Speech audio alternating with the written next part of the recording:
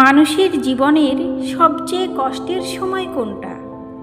যখন নিজের মানুষগুলো ধীরে ধীরে দূরে সরে যায়, যখন ভরা সংসারের মাঝেও মানুষ একা হয়ে পড়ে। আর সবচেয়ে বড় কষ্ট তখনই হয় যখন যে হাত ধরে মানুষ সন্তানকে বড় করে, শেষ বয়সে সেই হাতটাই কেউ ধরতে চায় না। তবুও জীবন থেমে থাকে না। অন্ধকারের পর যেমন সন্ধ্যা নামে, তেমনি কোনো কোনো মানুষের জীবনে গোধূলি লগ্নেও নতুন আলো আসে। এই গল্প সেই রকমই দুই নিঃসঙ্গ মানুষের গল্প, যারা জীবনের শেষ বেলায় এসে আবার খুঁজে পেয়েছিল বেঁচে থাকার কারণ। চলুন শোনা যাক আজকের গল্প গোধূলি লগ্নে। বৃদ্ধাশ্রমটার নাম ছিল শান্তিনিবাস। শহরের একটু বাইরে, বড় বড় গাছপালায় ঘেরা শান্ত পরিবেশে দাঁড়িয়ে থাকা দুটো আলাদা দোতলা বাড়ি নিয়ে তৈরি সেই আশ্রম। একদিকে বৃদ্ধাদের থাকার বাড়ি, অন্যদিকে বৃদ্ধদের আবাসন। মাঝখানে বড় একটা বাগান, গোলাপ, রজনীগন্ধা, গাঁদা আর শিউলি ফুলে ভরা। বাগানের মাঝখানে কাঁচা পথ, দুপাশে লোহার বেঞ্চ। সন্ধ্যা নামলেই ছোট ছোট আলো জ্বলে উঠত চারিদিকে। সকালবেলা এখানে ভেসে আসতো প্রার্থনার শব্দ। দুপুরে কেউ ওষুধ খেত, কেউ জানালার ধারে বসে পুরনো দিনের কথা ভাবত। আর বিকেলে প্রায় সবাই বাগানে নেমে আসত। কেউ গল্প করত, কেউ হাঁটত, কেউ আবার চুপচাপ বসে থাকত। সেই বাগানের এক কোণের বেঞ্চটায় বসেছিলেন ছায়াদেবী। চোখে চশমা, সাদা শাড়ি, মুখে গভীর ক্লান্তি। হালকা বাতাসে শাড়ির আঁচল উঠছিল।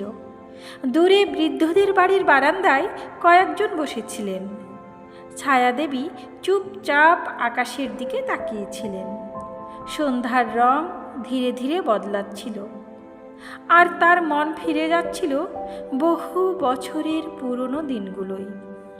একসময় কি সুন্দর সংসার ছিল তাদের। স্বামী শ্যামলবাবু খুব শান্ত মানুষ ছিলেন, সরকারি চাকরি করতেন।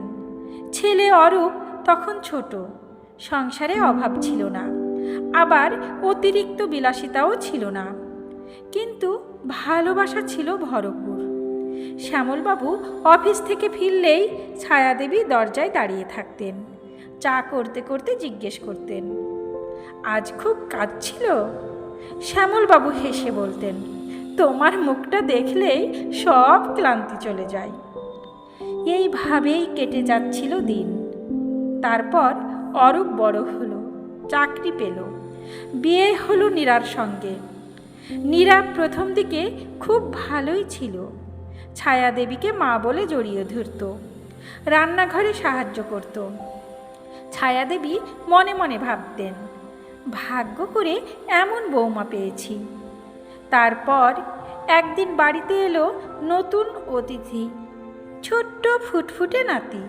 নাম রাখা হলো সোনা। সোনাকে নিয়ে যেন বাড়িটা আনন্দে ভরে উঠল। দিদার কোলে না ঘুমালে তার চলতো না। ছায়াদেবী গল্প না বললে সে খেত না। রাতে ঘুমাবার সময় সোনা বলতো, দিদা আজ রাজা রানীর গল্প বলো। ছায়াদেবী গল্প বলতে বলতে কখন যে নিজেই ঘুমিয়ে পড়তেন বুঝতে পারতেন না। সোনার ছোট্ট হাত ধরে হাঁটতে হাঁটতে তার দিন কেটে যেত। কিন্তু সুখ বেশি দিন স্থায়ী হলো না। একদিন অফিসে থাকতে হঠাৎ শ্যামলবাবুর বুকে প্রচণ্ড ব্যথা ওঠে। হাসপাতালে ভর্তি করা হলো। ছায়াদেবী সারা রাত হাসপাতালের করিডোরে বসেছিলেন। কত ডাক্তার, কত পরীক্ষা।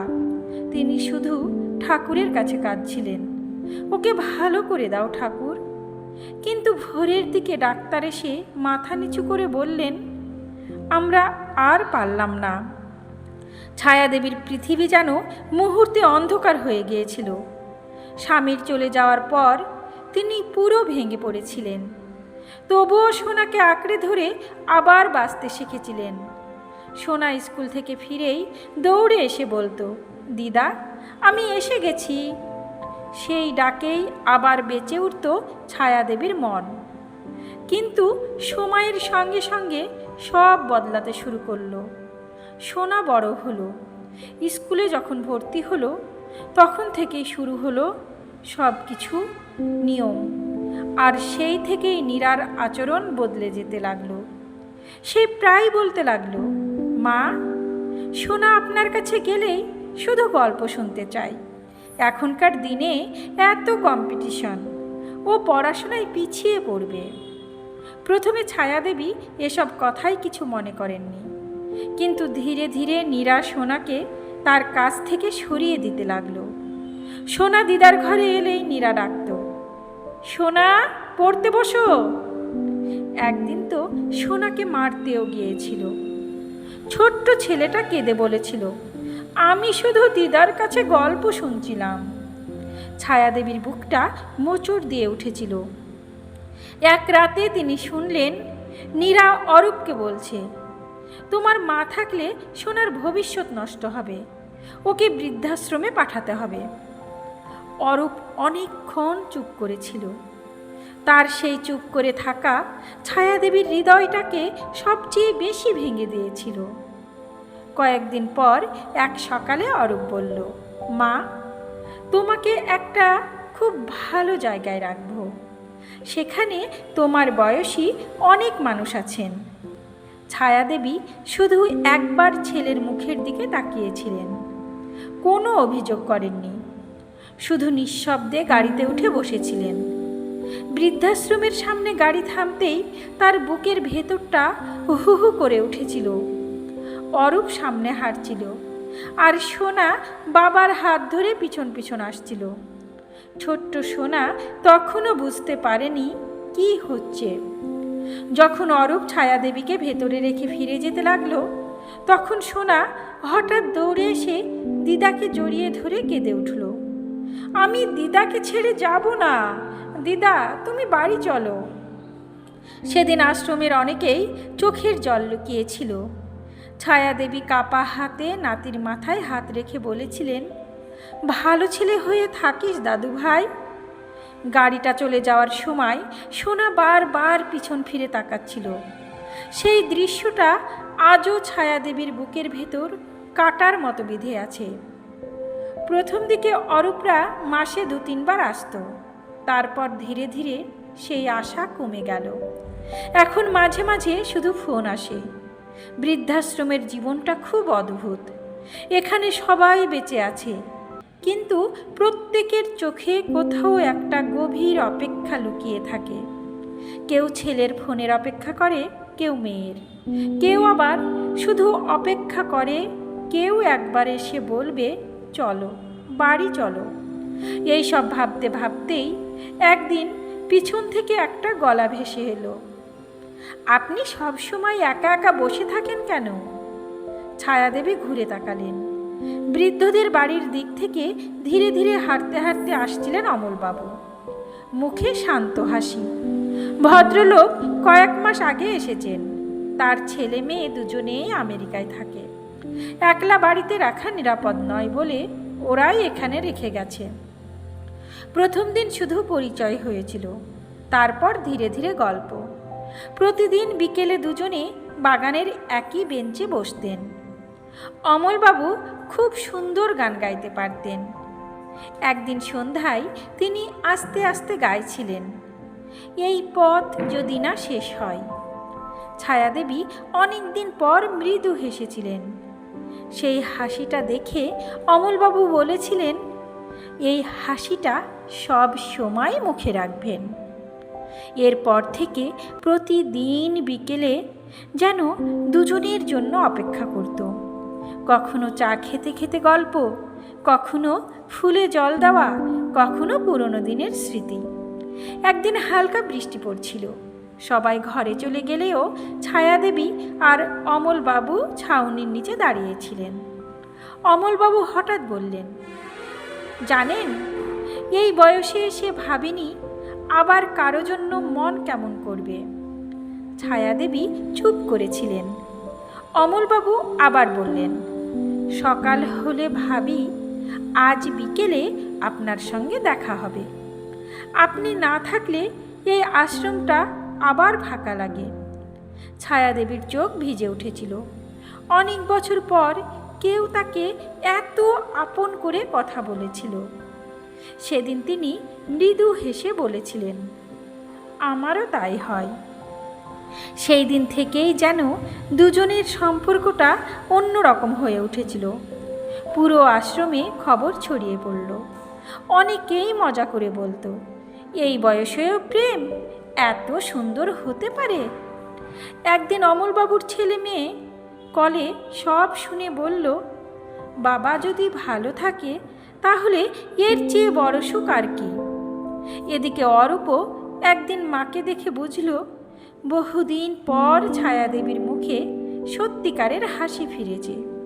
সেদিন বাড়ি ফিরে অরূপ নীরাকে বলেছিল, আমরা মাকে শুধু বাঁচিয়ে রেখেছিলাম, কিন্তু উনি তো বাঁচছিলেন না।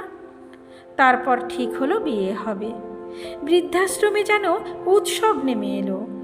পুরো বাগানটা আলো আর ফুল দিয়ে সাজানো হলো। রজনীগন্ধার গন্ধে চারপাশ ভরে গিয়েছিল। বৃদ্ধাদের বাড়ি থেকে উলুধ্বনি ভেসে এলো। বৃদ্ধদের দিক থেকে হাসির শব্দ।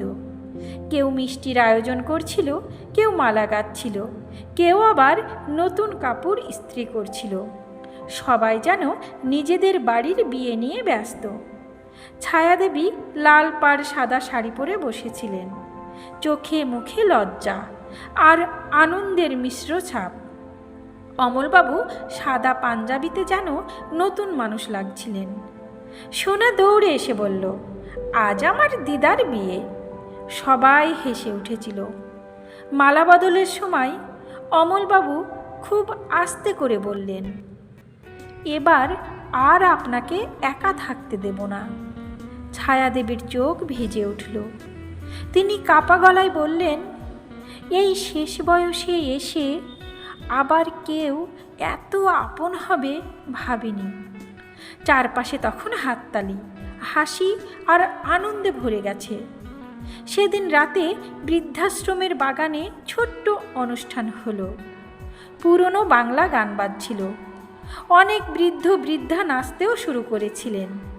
বহুদিন পর শান্তিনিবাস এ আর একাকিত্ব ছিল না। ছিল শুধু আনন্দ, ভালোবাসা আর নতুন জীবনের আলো। বিয়ের পর ছায়াদেবী চলে গেলেন অমলবাবুর বাড়িতে। ছোট্ট শান্ত একটা বাড়ি।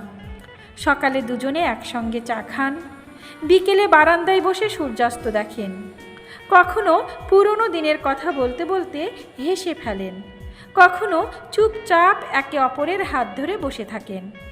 সন্তানরা দূরে থাকলেও জীবনের শেষ বিকেলে তারা দুজনে একে অপরের মধ্যে খুঁজে পেলেন নতুন করে বেঁচে থাকার আলো। মানুষের জীবনে ভালোবাসার কোনো নির্দিষ্ট বয়স হয় না। যে সম্পর্ক সম্মান দেয়, পাশে থাকার ভরসা দেয়, সেটাই সত্যিকারের আপন। গোধূলির আলো যেমন দিনের শেষ হয়েও আকাশকে সবচেয়ে সুন্দর করে তোলে, তেমনি জীবনের শেষ বেলাতেও ভালোবাসা মানুষকে নতুন করে বাঁচতে শেখায়। এই ছিল আজকের গল্প গোধূলি লগ্নে। গল্পটা যদি আপনাদের ভালো লেগে থাকে তাহলে অবশ্যই একটা লাইক করবেন, কমেন্ট করে জানাবেন আপনাদের মতামত। আর যারা এখনও আমার চ্যানেলটি সাবস্ক্রাইব করেননি তারা অবশ্যই সাবস্ক্রাইব করে পাশে থাকা বেল আইকনটি চাপ দিয়ে রাখবেন, যাতে নতুন গল্পের নোটিফিকেশন সবার আগে আপনাদের কাছে পৌঁছে যায়। আবার খুব শীঘ্রই নতুন গল্প নিয়ে হাজির হব আপনাদের সামনে। সবাই ভালো থাকবেন, সুস্থ থাকবেন। ধন্যবাদ।